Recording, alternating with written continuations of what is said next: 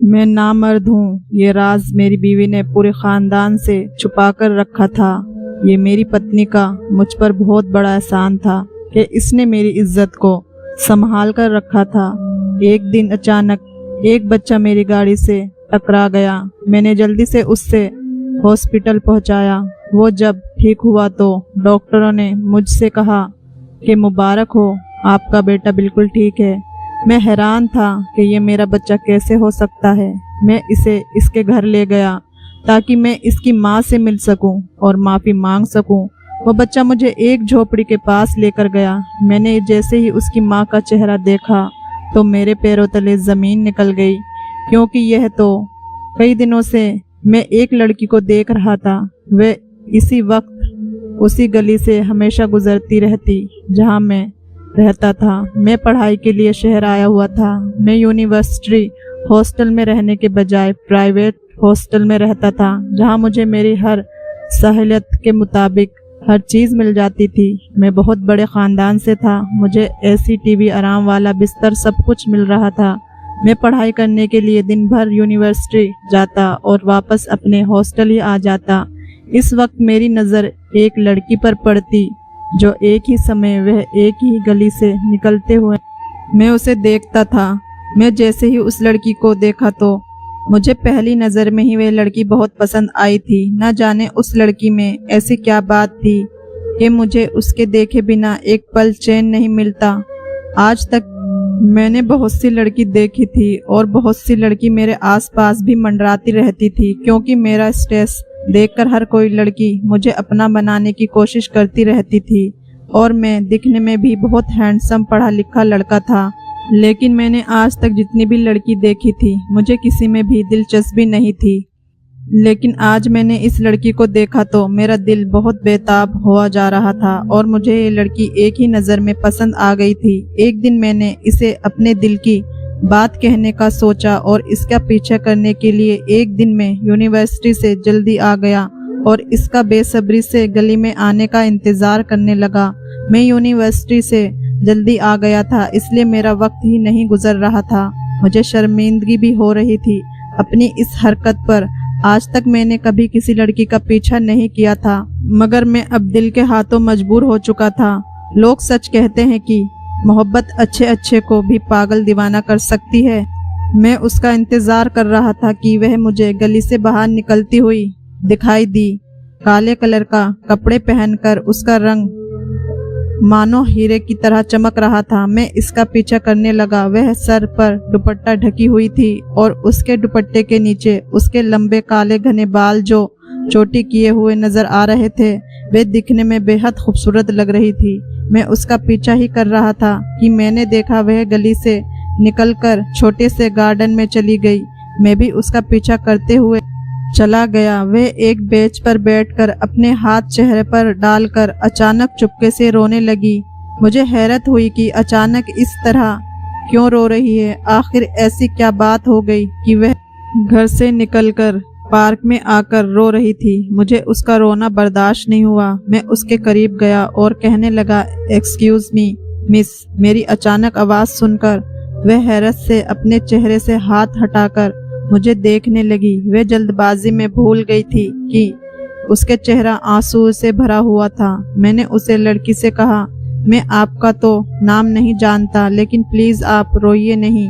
मैंने उसे जताते हुए कहा और उसके पास जाकर बैठ गया। उसने जल्दी जल्दी अपने आंसू पोंछे और मुझसे कहने लगी, आप यहाँ से जाइए और दूसरी बेंच पर जाकर बैठ जाइए। और भी तो दूसरी बेंच खाली है, और दूसरी बेंच की तरफ इशारा कर रही थी।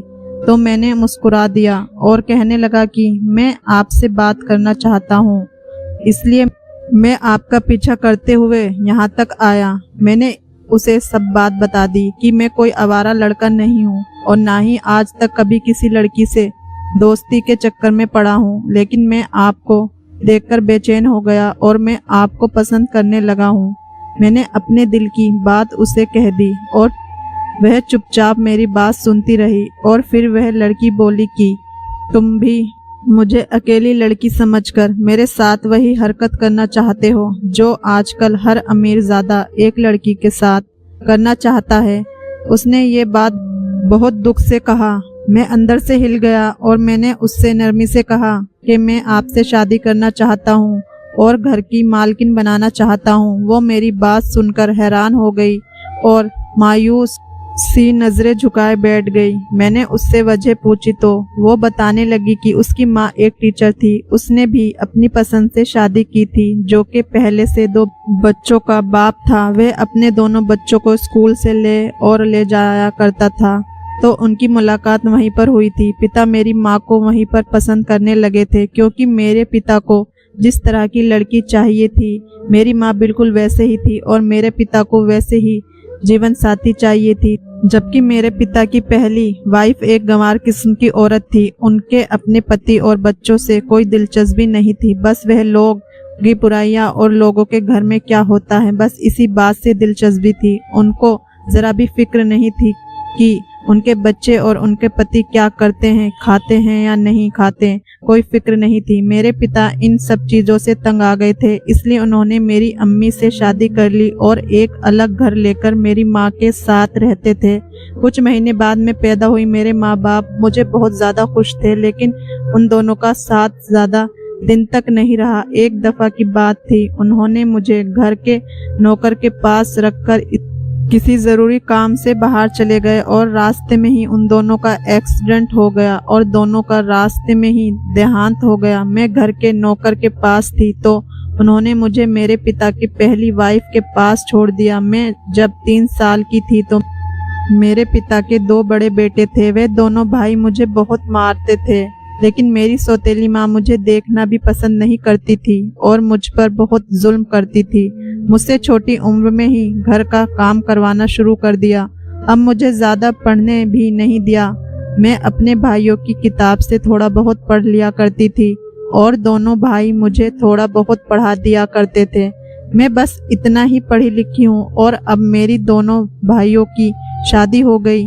वे अपनी अपनी फैमिली के साथ बाहर शिफ्ट हो गए और मैं यहाँ अकेले अपनी सौतेली माँ के साथ रहती हूँ। मेरी सौतेली माँ के भतीजे आते और मुझ पर गंदी गंदी नजरें डालते हैं। इस घर में मेरी इज्जत भी दांव पर लगी है और ना जाने कब मेरे साथ क्या हो जाए, ये मैं खुद नहीं कह सकती। और वह इतना कहकर जोर जोर से रोने लगी। मैंने इसे रोते हुए देखा तो मेरी भी आंखों में आंसू आने लगे थे, लेकिन मैंने इसे बड़ी मुश्किल से समझाया और उसे दिलासा दिया कि तुमने आज तक जो भी दुख देखा है मैं उसे सब खुशियों में बदल दूंगा। उसने अपना नाम अवनी बताया था। अब तुम फिक्र मत करो, मैं अपनी फैमिली को जल्द ही तुम्हारे घर पर लेकर आऊंगा और तुम्हारा हाथ तुम्हारी माँ से मांगूंगा और तुम्हें इस नर्क भरी जिंदगी से बाहर निकालकर खुशियों की जिंदगी में लेकर आऊंगा।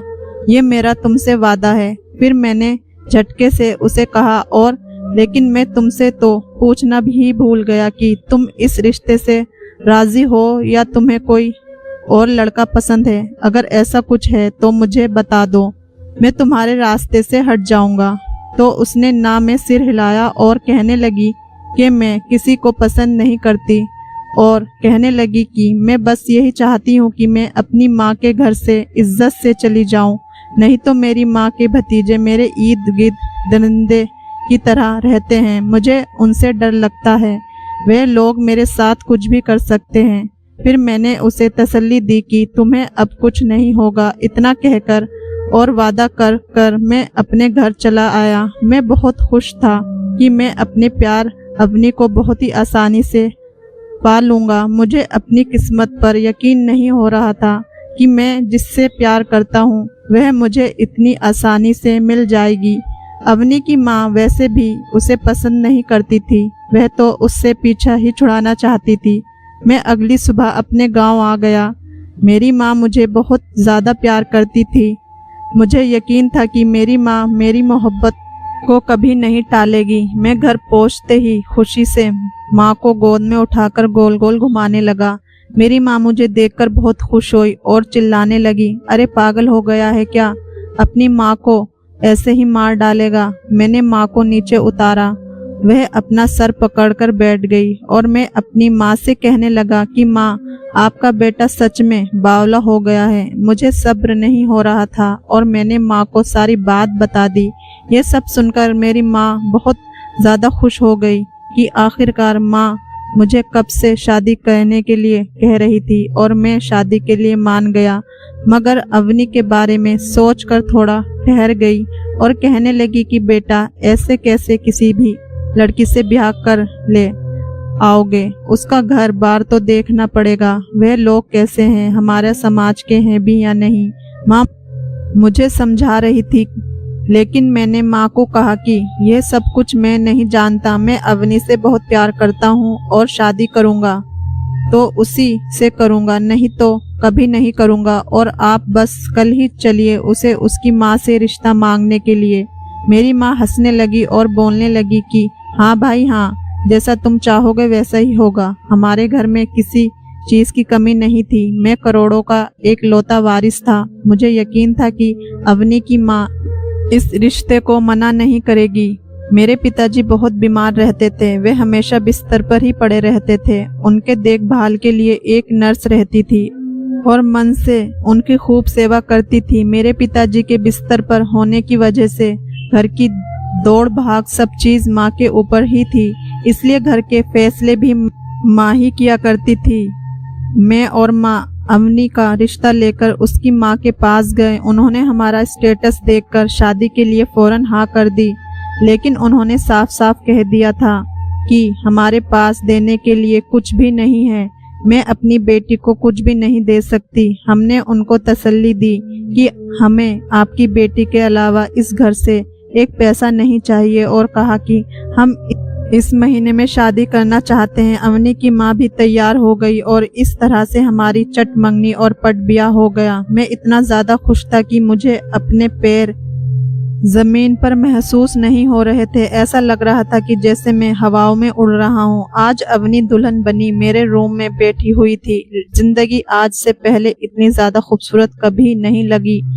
अवनी भी मुझे पाकर खिलसी गई थी। उसने बहुत से दुख देखे थे। आज पूरी हवेली में जश्न का समय था। शादी वाली पहली रात ही मुझे अवनी के बारे में पता चला कि उसे डायरी लिखने की आदत है। उसने डायरी में हमारे बारे में सारी बातें लिखी थी, कब हम मिले और किस तरह उसके घर पर रिश्ता लेके गए, सब लिखा हुआ था। उसमें उसकी पहली जिंदगी के बारे में भी लिखा हुआ था कि उसकी माँ उस पर किस तरह के अत्याचार करती थी। अवनी ने आज तक बहुत से दुख झेले थे। मैंने अपने आप से एक वादा किया था कि इसने जितने भी तकलीफें देखी हैं उसे मैं सब सुख में बदल दूंगा। मेरे पिताजी भी हमारी शादी को लेकर बहुत खुश थे।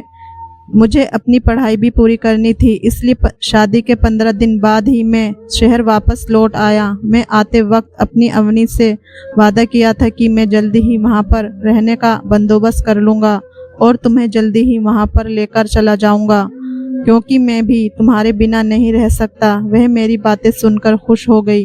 वह मुझे आता हुआ देख उसकी आंखों में आंसू आ गए थे। अब वह मुझे जब तक देखती रही जब तक मैं उसकी आंखों से ओझल नहीं हुआ। मैं शहर जाते ही एक काम करना शुरू कर दिया कि वहां पर रहने के लिए सबसे अच्छा मकान ढूंढना शुरू कर दिया। वहां के एजेंट को बताया कि मुझे एक अच्छा सा मकान दिखाएं।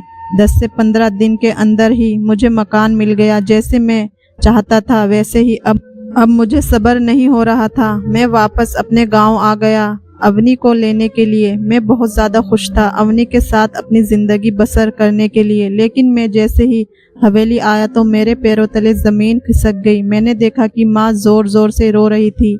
माँ के पास गया तो वह मुझे देखकर और ज़ोर ज़ोर से रोने लगी।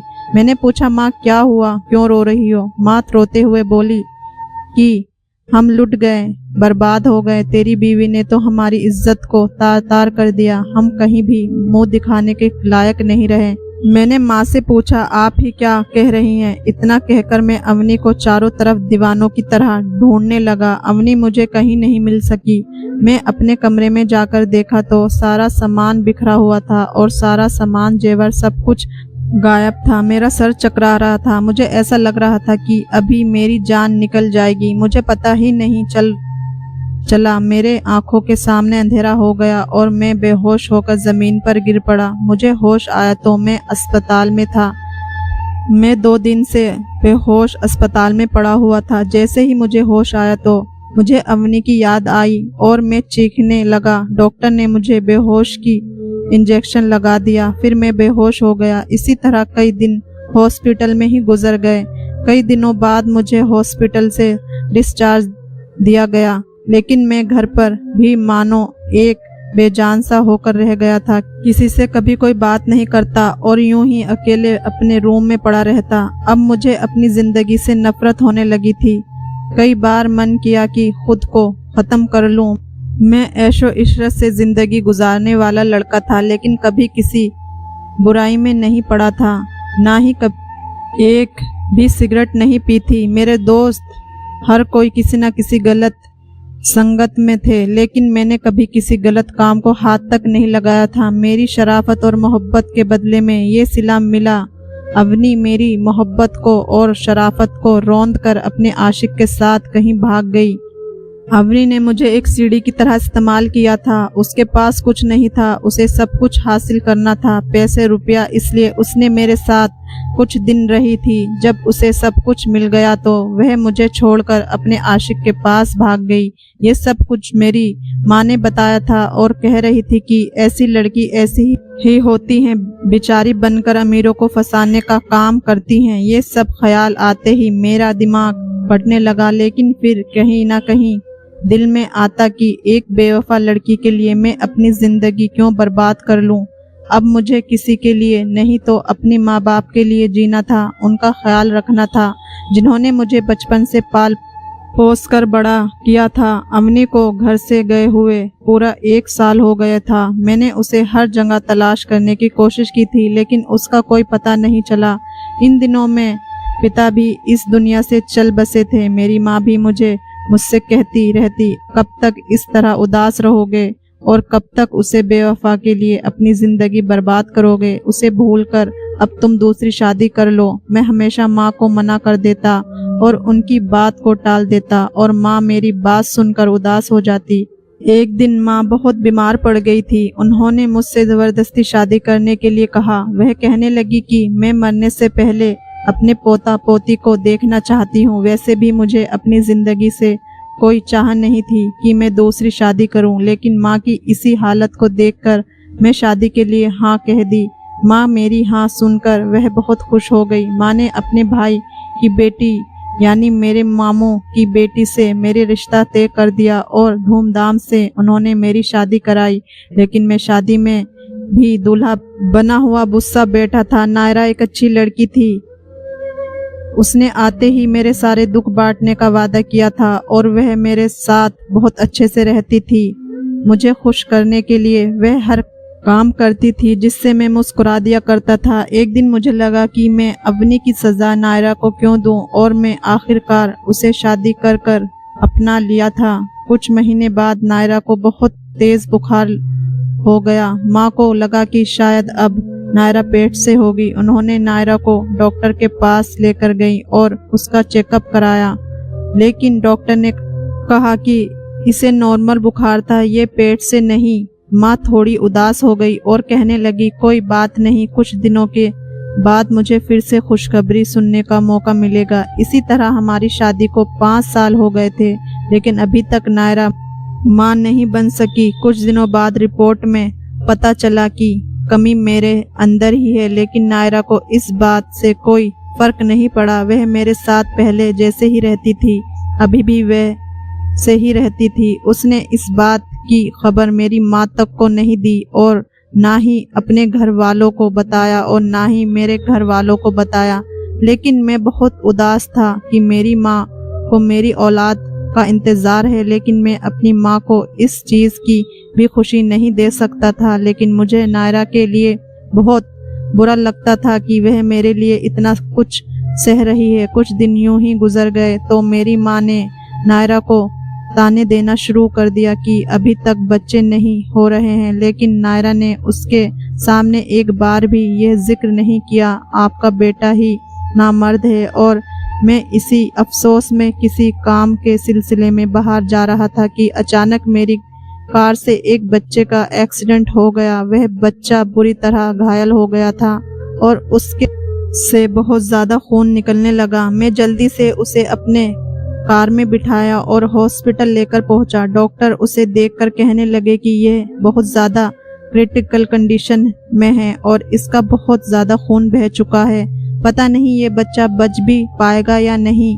मैं डॉक्टर के हाथ जोड़कर और कहने लगा कि आप पैसे की फिक्र ना करें, आप जितना पैसा कहेंगे मैं उतना पैसा लगा दूंगा, लेकिन प्लीज़ इस बच्चे की जान बचा दो।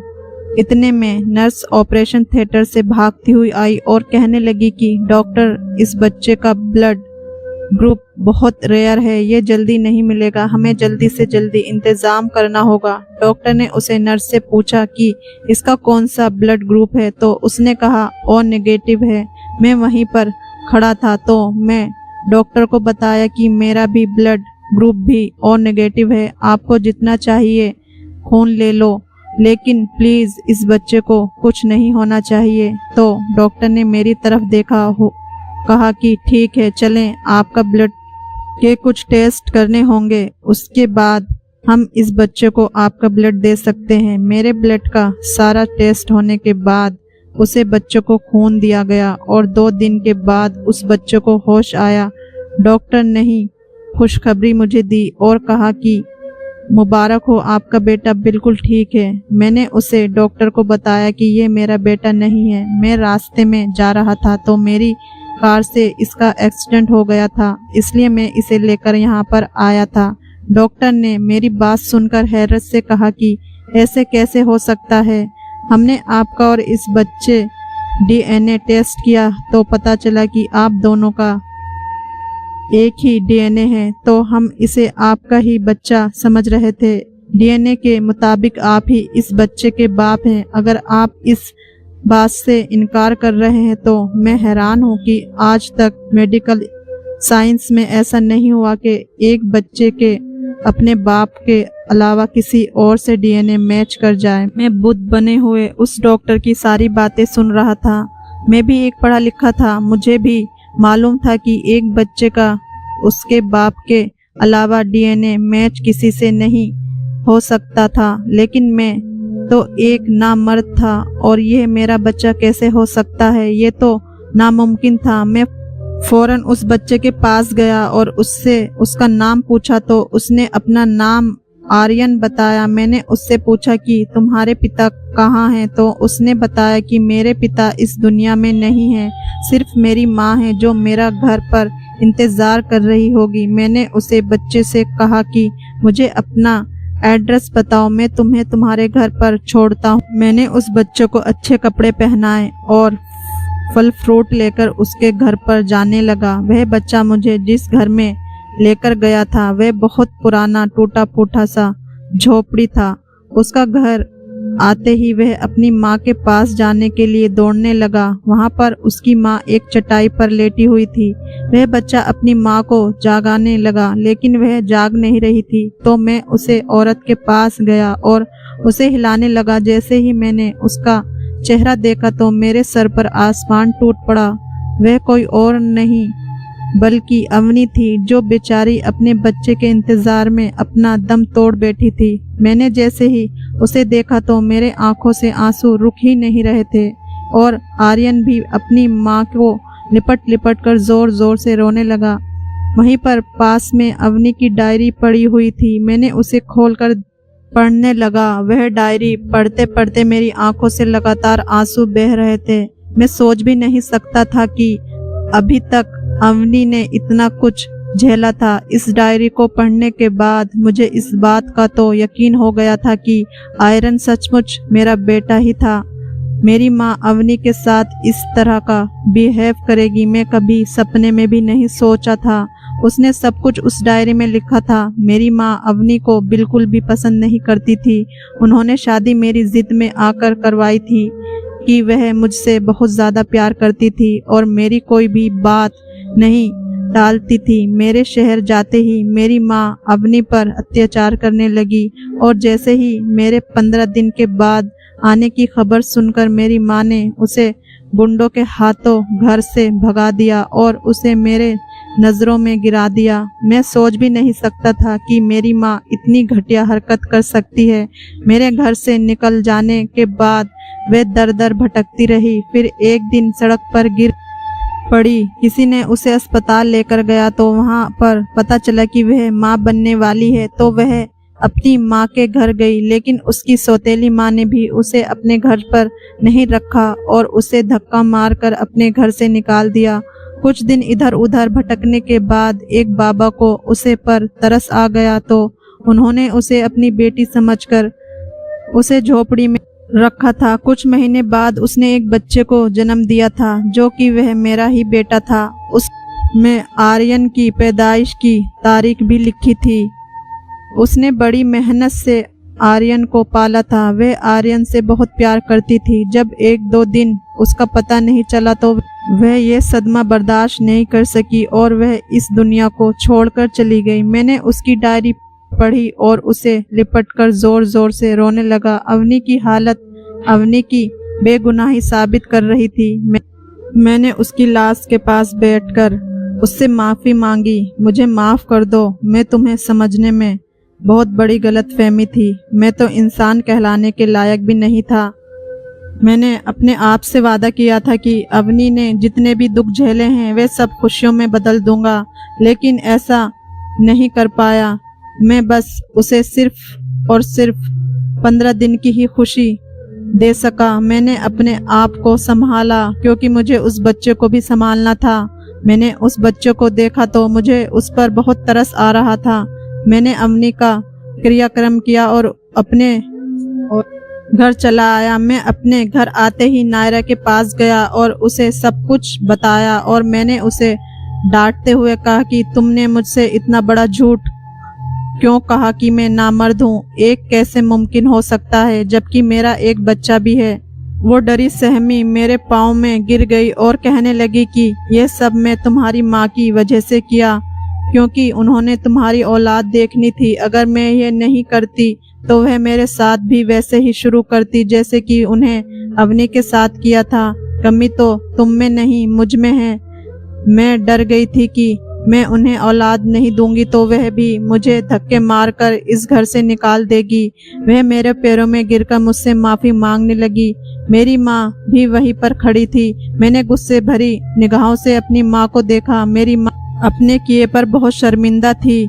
मैंने माँ से सवाल किया कि आप तो मुझे इतना ज़्यादा प्यार करती थी, तो क्या आप मेरे प्यार को अपना नहीं सकती थी?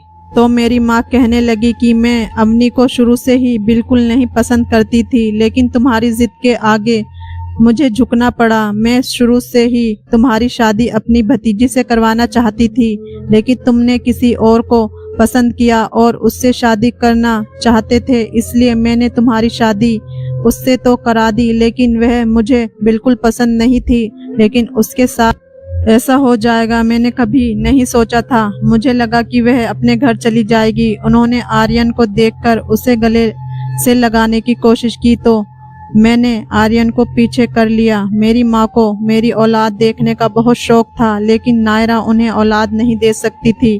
मेरी माँ मुझे माफ़ी मांगने लगी कि बेटा मुझे माफ़ कर दो, मैंने अवनी के साथ बहुत ज़्यादा गलत किया।